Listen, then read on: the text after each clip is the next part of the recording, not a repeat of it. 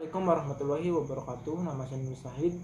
NIM 1908106163. Di sini saya akan mencoba menjelaskan mengenai struktur dan perkembangan sistem organ indera pada hewan vertebrata. Yang pertama yaitu pada mamalia. Pada umumnya, semua jenis indera yang dimiliki oleh manusia juga dimiliki oleh mamalia. Mamalia memiliki 5 macam alat indera, yaitu hidung, telinga, mata, lidah, dan kulit. Masing-masing alat indera tersebut juga berkembang dan berfungsi dengan baik. Beberapa jenis mamalia memiliki alat indera dengan kepekaan yang sangat tinggi, yaitu kucing, anjing, dan kelelawar. Pada kucing memiliki 3 macam alat indera istimewa, yaitu indera penglihatan, indera pendengaran, dan indera peraba.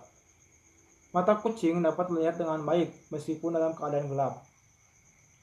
Dalam keadaan demikian, sinar matanya berwarna hijau. Warna hijau itu berasal dari pantulan suatu lapisan di bagian belakang matanya. Pendengaran kucing sangat tajam karena daun telinganya mampu menangkap getaran bunyi yang sangat banyak. Kucing juga memiliki kumis yang panjang dan kaku sebagai alat indera peraba yang sangat peka. Anjing memiliki indera pencium dan pendengaran yang sangat baik. Daya pencium yang sangat tajam membuat anjing mampu mengikuti mangsanya sampai beberapa kilometer.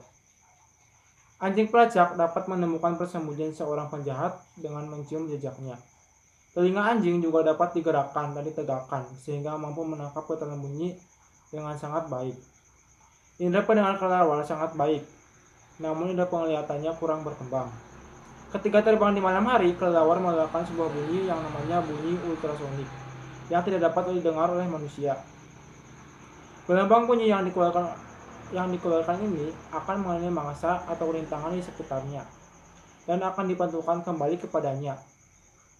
Pantulan gelombang bunyi tersebut diterima oleh telinga kelelawar yang berukuran besar. Kemudian disampaikan ke pusat pendengaran di otak. Melalui cara inilah kelelawar mengetahui keberadaan mangsanya atau rintangan di sekitarnya. Prinsip semacam ini juga dipakai oleh manusia dalam membuat radar. Yang kedua yaitu sistem indera pada apes. Indera penglihatan dan indera keseimbangan pada apes berkembang sangat baik.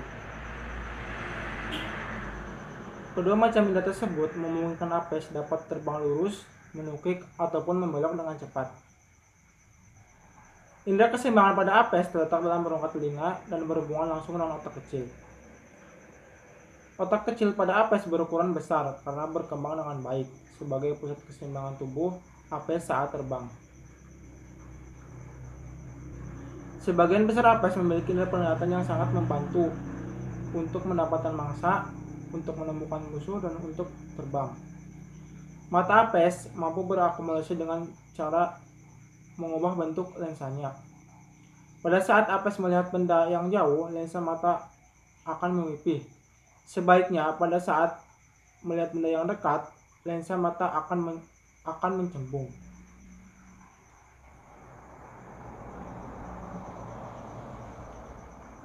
Pada umumnya, mata burung terletak pada sisi kiri dan kanan kepalanya agar dapat melihat di keadaan sekelilingnya tanpa harus memutar kepalanya.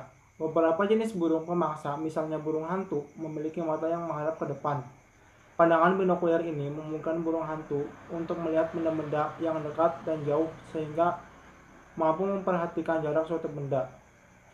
Hal itu penting bagi burung pemangsa untuk mengintai dan menangkap mangsanya. Aktivitas burung hantu banyak dilakukan di malam hari, oleh karena itu retina matanya lebih banyak mengandung sel-sel batang dibandingkan sel retina burung lain.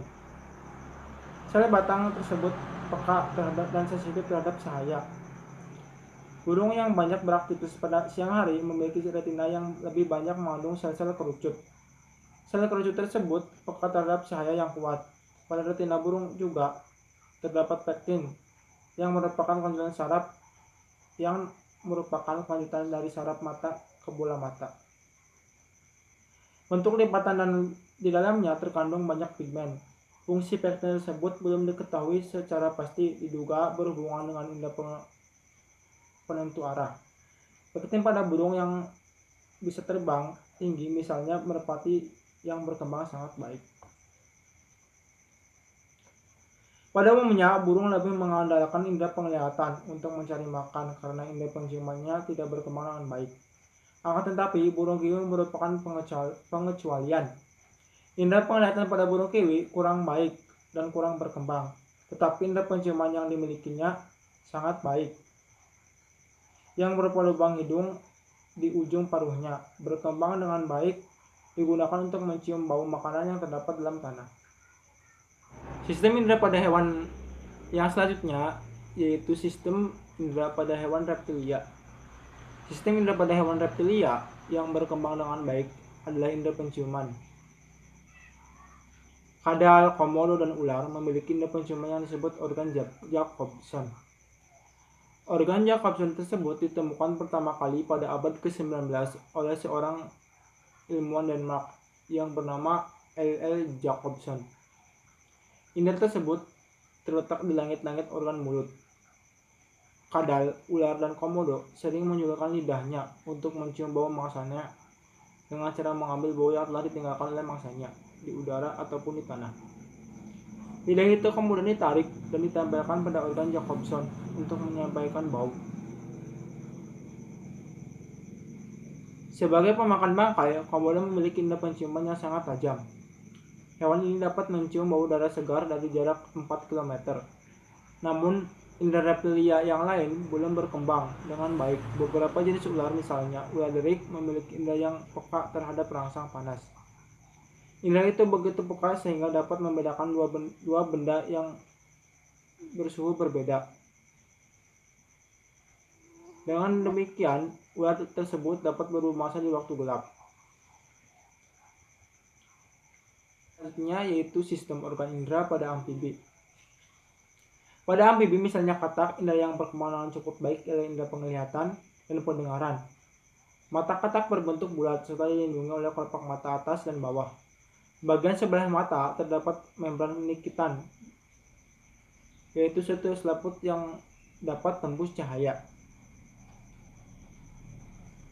Sistem indera pada hewan amfibi yaitu mempunyai nikitan yang berfungsi untuk menjaga agar kornea mata tetap lembab ketika berada di daratan dan menghindari gesekan ketika katak menyelam dalam air.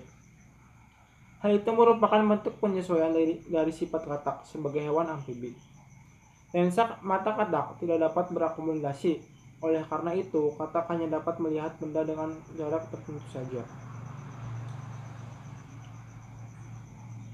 Indera pendengar katak adalah telinga yang terdiri atas telinga luar dan telinga dalam.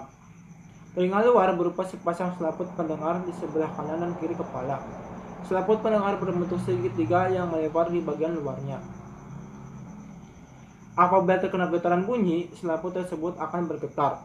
Getaran dan selaput pendengar diteruskan oleh tulang pendengar ketika tingkap jorong. Selanjutnya, getaran dari tingkap jorong akan diteruskan oleh cairan limpa ke saraf pendengar. Akhirnya, getaran tersebut diteruskan ke dalam otak dalam bentuk impuls saraf. Selanjutnya yaitu sistem indera pada pisces atau ikan. Sistem indera pada ikan yang berkembang dengan baik adalah indera penglihatan, pencium, dan pendengaran. Indera penglihatan terletak dalam kedua sisi matanya. Bola mata ikan tidak dilindungi oleh kelopak, tetapi dilindungi oleh selaput tipis yang tembus cahaya. Mata ikan dapat melihat dengan jelas dalam air karena baik air maupun kornea ikan membiaskan cahaya pada sudut yang sama. Sel-sel saraf penglihatan pada ikan terdiri atas sel-sel batang dan sel-sel kerucut. Sel-sel batang menyebabkan ikan dapat melihat dengan jelas di tempat yang kurang menerima cahaya. Ikan juga dapat melihat warna walaupun hanya sampai tahap tertentu. Ikan mudah melihat warna merah, kuning, tetapi sulit untuk membedakan warna hijau, biru, serta hitam. Sistem indera pada pisces dapat berakomodasi dengan cara mengubah kedudukan lensa mata ke belakang ataupun ke depan. Gerakan itu dilakukan oleh otot kecil yang disebut retraktor lentis. Karena melihat benda dekat, otot traktor lentis akan bereaksi mundur sehingga lensa bergerak ke depan. Sebaliknya, ketika melihat benda jauh, traktor lentis akan berkontraksi mengerut sehingga lensa mata tertarik ke belakang. Indera penciuman ikan juga berkembang dengan baik. Indera penciuman tersebut terletak di ruang kecil di tepatnya depan mata. Sistem indera pendengaran pada ikan digunakan untuk mencari makan, menghindari musuh, dan untuk menemukan pasangan. Indera pendengar ikan mirip dengan telinga dalam manusia dan tidak terlihat dari luar karena letaknya di dalam tengkorak. Telinga ikan membantu mendeteksi bunyi, menjaga keseimbangan tubuh ikan, dan membantu ikan merasakan perubahan kecepatan arah waktu saat berenang.